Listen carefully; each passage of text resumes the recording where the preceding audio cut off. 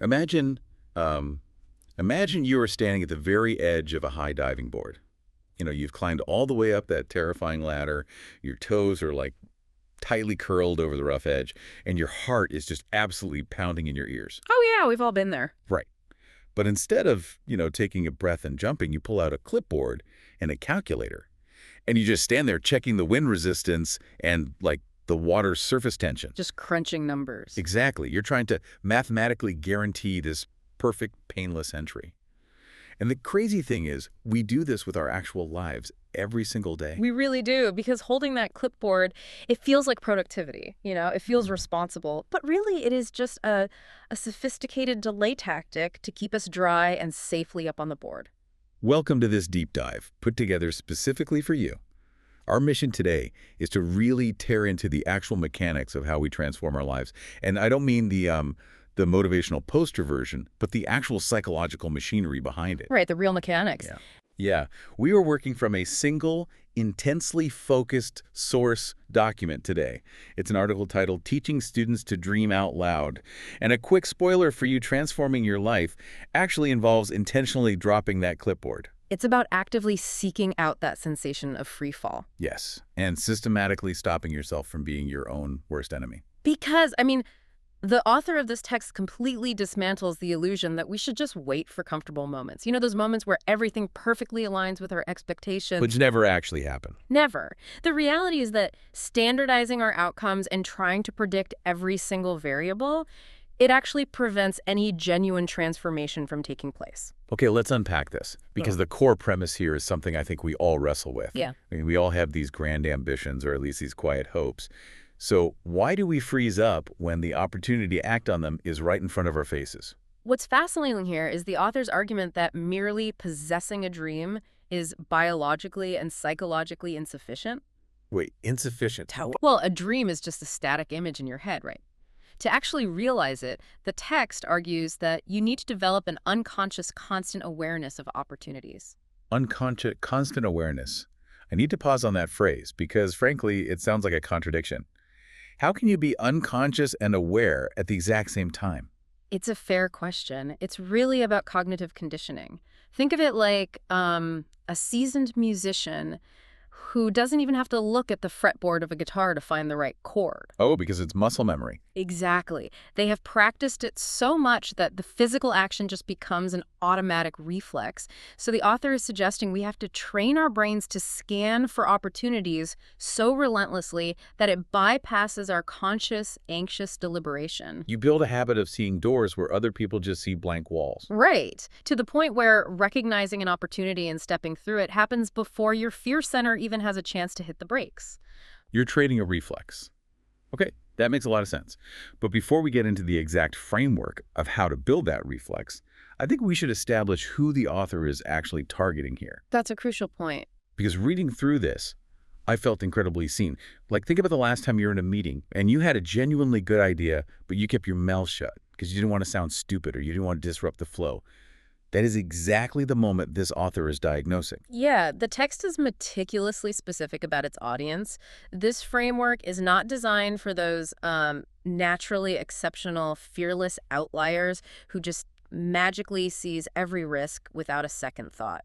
The people who casually jump out of helicopters and launch 3 startups before their morning coffee. Precisely. Those people operate on a completely different frequency. And it's also not primarily designed for individuals experiencing, like, clinical paralysis or severe anxiety disorders who might need a completely different kind of professional support to take that first step. So it's for the rest of us. Exactly. It's squarely aimed at the average person.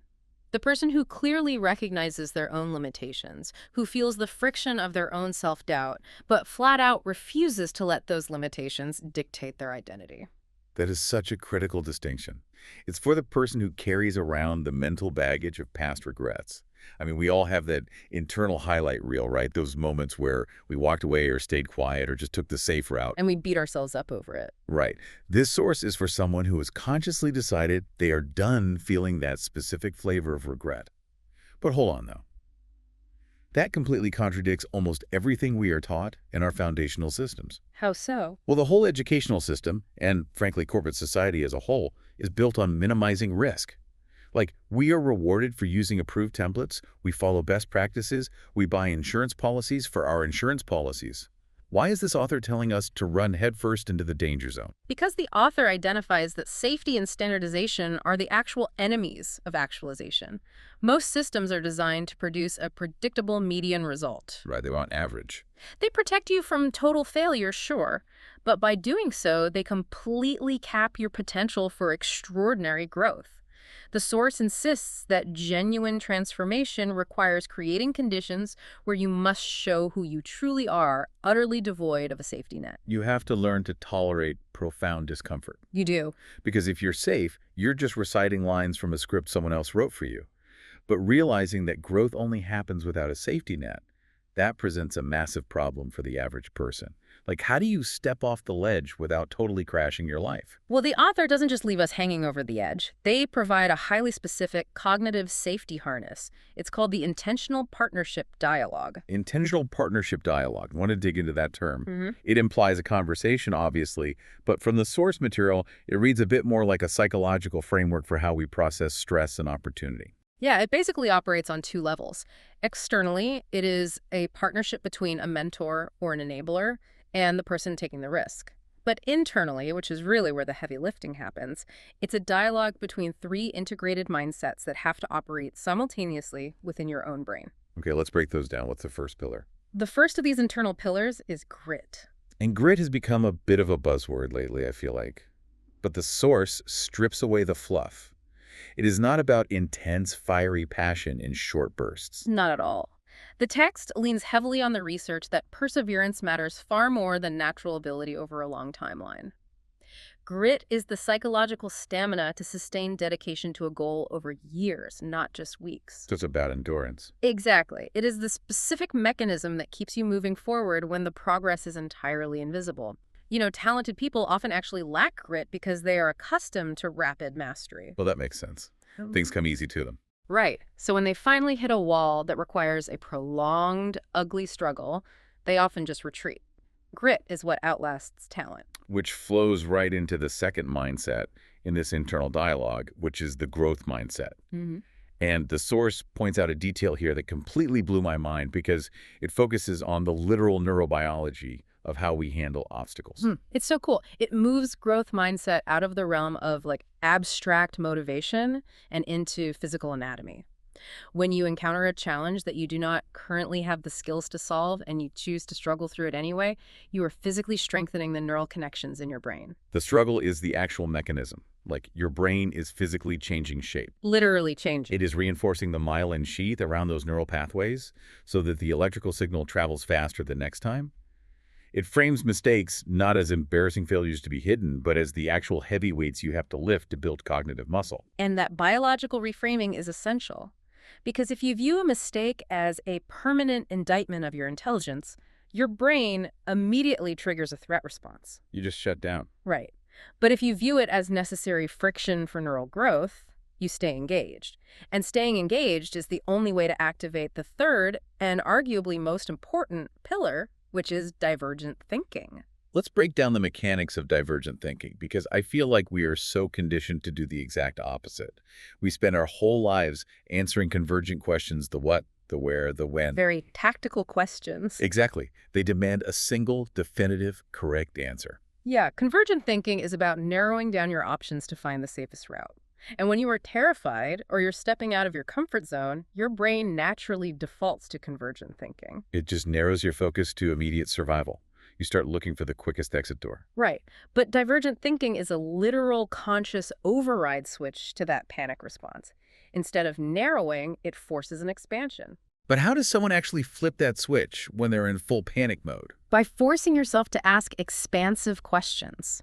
Things like, why is this happening? Or what if I tried this backward? Or I wonder what would happen if I did this instead. Just changing the question changes the brain state. Exactly. When you ask a divergent question, you pull blood flow and electrical activity away from the amygdala, which is your fear center, and force it back into the prefrontal cortex, which handles complex problem solving. You are biologically forcing your brain to see possibilities you were blind to from your original vantage point. Here's where it gets really interesting. Because reading how these three interact, I kept picturing a specific scenario. Oh, I'd love to hear it. So think about it like this. If pursuing this massive, intimidating dream of yours is a cross-country road trip, grit is the fuel in the tank. It is what keeps the engine running when the scenery is desolate, and you've been driving through the desert for 3 straight days with no end in sight. Okay, I like this. And then growth mindset is your vehicle's shock absorbers. When you inevitably hit a massive rim-bending pothole, the shock absorbers compress, absorb the impact, and allow the car to keep rolling instead of snapping an axle. That maps perfectly to the neurobiology we just discussed. Absorbing the impact rather than being destroyed by it. Right, and the divergent thinking is your GPS system. When you come over a hill and find the main highway is completely washed out by a flood, convergent thinking tells you the trip is over, turn around and go home. But divergent thinking. Divergent thinking instantly recalculates a wild, unexpected, unpaved scenic route that might actually be better than the original plan. I love that analogy. And the crucial takeaway from the author's framework is that you cannot approach these sequentially. You cannot decide to master your fuel system on Monday, install the shock absorbers on Tuesday, and buy the GPS on Wednesday. Because life doesn't happen in order. Exactly. If you hit the pothole before the shock absorbers are in place, the journey ends. They are simultaneous amplifying forces. You need the grit to endure the detour, the growth mindset to handle the bumpy road, and the divergent thinking to find the path in the first place. That makes total sense. Theory and analogies are great, obviously. But the source material doesn't let this just sit in the abstract. The author brings this entire psychological machinery to life through an incredibly tense, specific case study about a student named Miyuki. Yes, the Miyuki story. And I think this is where the rubber actually meets the road for anyone listening. Without a doubt, Miyuki's story serves as the functional blueprint for this entire methodology. She is a Japanese woman who arrived with a set of deeply intimidating goals. Really tough goals. She wanted to sing in public in New York City, she wanted to develop mastery over public speaking, and she was seeking genuine cross-cultural connection. And these aren't delusions of grandeur, they are realistic ambitions that leverage her interests, but they require her to step miles outside of her psychological safety zone. Definitely. So the author places us right in the middle of Washington Square Park in New York. There is a well-known street performer there named Reggie, and it is a chaotic environment. Classic New York. Yeah, there are massive crowds, people are filming on their phones, the noise level is high. And this is the crucible where we see Miyuki deploy that internal dialogue. First, we witness her grit. She waits her turn to approach Reggie. Just waiting. Right, there's no scheduled appointment. She doesn't know if he will even acknowledge her, but she commits to the agonizing wait to find out. The internal tension in that waiting period is so universally relatable. Like, you can imagine the monologue in her head. She could have so easily manufactured a very logical sounding excuse to leave. Oh, absolutely. He looks busy. I don't want to ruin a set. I don't look my best on camera today. I'll just come back tomorrow. We build these elaborate, rational escape hatches to protect our egos from the potential of public rejection. But she overrides that survival instinct and she stays. And when she finally steps up to Reggie, she immediately hits the pothole. She struggles to communicate her request because of her English limitations. Which is terrifying in front of a crowd. Now, a fixed mindset would interpret that linguistic struggle as a sign of failure, like a clear signal to apologize and retreat to safety. Instead, Miyuki's growth mindset activates. She doesn't try to hide her struggle. She openly admits her limitations to the crowd. She makes herself entirely vulnerable regarding her current skill level. She drops the clipboard. She doesn't try to calculate a perfect, flawless interaction. And by being that honest, she inadvertently triggers divergent thinking, not just in herself, but in the environment around her. The crowd gets involved. Yeah, the text introduces these people in the crowd as random enablers. When she admits her English is limiting her ability to sing the song she planned, the crowd doesn't mock her. They pivot. They suggest she sing a Japanese song instead. And that is the divergent recalculation of the route. The crowd, acting as a collective GPS, realized that Reggie the performer didn't need Miyuki to sing perfect English lyrics. He needed an authentic, shared human experience to entertain the audience. The English language was a false prerequisite. Exactly. The connection was the actual goal. Reframing the problem around her native language unlocked the entire opportunity. But the author doesn't just focus on the logistics of the song choice. They really zero in on the physical, visceral reality of Miyuki's body in that moment. The text is very clear that she was terrified. Indecisiveness, shyness, and profound insecurity were dominating her physical presence when she stood in front of that microphone. Right, because courage isn't the absence of fear, It is the decision to act while the fear is actively flooding your system. The author describes what happens the second she sings the first note, then the first word. The physical transformation is instantaneous. Her posture completely changes. Her facial expressions open up.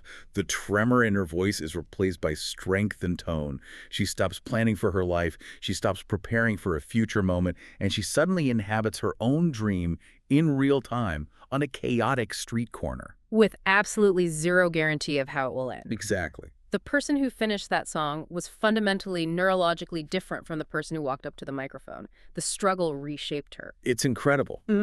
But we really have to address the other side of this equation, because Miyuki took a massive, unprotected leap off the diving board. But she didn't hit the concrete. She landed in an environment that actively caught her. We can't just run around telling people to be brave and push them into hostile situations. No, we definitely can't. And this is where we get to the absolute blinkest level insight of the entire source document. The author introduces the principle of reciprocal intensity. Reciprocal intensity. Vulnerability cannot exist in a vacuum. If you are a manager or a teacher or a partner, you cannot demand that someone else embrace severe psychological discomfort while you just sit safely behind your desk, totally detached and comfortable. Because you aren't leading them in that scenario. You're just judging their performance. Psychological safety is a shared construct. You cannot show who you truly are if you are scanning the room and realizing that no one else is willing to stick their neck out for you. Exactly. Look at Reggie's mechanics in this interaction. He didn't just hand her the microphone, step back and cross his arms. He actively matched her level of risk. That's a great point. The text points out that he learned the chord progression and the rhythm of a Japanese song he had never even heard before in 3 minutes. He counted her in using Japanese numbers. He put his own professional dignity and his own performance on the line to match her vulnerability. He engineered the space for her to succeed. He didn't just tolerate her courage. He accommodated it and mirrored it. And the payoff is incredible. After the song, the host of the performance asks Miyuki how she feels, and she is glowing. She says, "So good. That is amazing." And she specifically praises Reggie for learning the song so fast to help her. It's such a great moment. But the host delivers this beautiful reframing of the entire philosophy. He looks at her and says, "The only reason why I do it is so that you can sing and just feel happier." That single sentence redefines the entire purpose of the intentional partnership dialogue. So what does this all mean? When you strip it all down, realizing a dream isn't an exercise in resume building. It is not about hoarding achievements or proving your competence to strangers on the internet. It is about deliberately manufacturing the conditions for yourself and for others, where people can finally become who they are capable of being. If we connect this to the bigger picture, it becomes obvious that the author isn't just giving us a nice story about a street performer. This is a blueprint for sociology. It applies directly to how we function as executives, as parents, as spouses, and as citizens. It applies everywhere. Yeah. When you train your brain's reticular activating system to spot opportunities, when you build the grit to endure the invisible progress, and when you use divergent thinking to bypass your own panic responses, you are building the capacity to navigate a world that is inherently unpredictable. Which brings all of this theory right back to you, listening to this deep dive. How does this machinery change the way you operate today? Because the author forces us to confront a very blunt reality. Refusing to be your own worst enemy takes an exhausting amount of conscious effort. It really does. Overriding your natural instinct to stay safe is tiring. It demands a level of vulnerability that most people will spend their entire lives avoiding. But the alternative is stagnation. The payoff for dropping the clipboard is that you get to close your fists, survive the fall, and prove to your own nervous system that you are far more resilient than your anxiety told you were. The core thesis leaves us with the understanding that spending the majority of your life being afraid is simply an inefficient waste of your time on Earth. It really is. So why not step off the board? This raises an important question, actually, and it builds on a small but powerful detail the author mentions toward the end of the text. They note that a simple hello can bring about huge cascading changes in a person's life. Just saying hello? Yeah. If we accept the premise that staying safely comfortable is a waste of time, and that a single, vulnerable hello is often the literal trigger mechanism for radical transformation, then your hesitation isn't a safety mechanism at all. It is an active, daily choice to reject your own potential. Wow. So the question for you is, what specific hello are you currently withholding right now, and what entirely new version of yourself is waiting on the other side of that one simple word? Stop standing on the diving board calculating the wind resistance. Drop the clipboard and go say hello. Thank you for joining us on this deep dive. We hope this uncovered some new tools for you, and we look forward to exploring the next topic with you soon.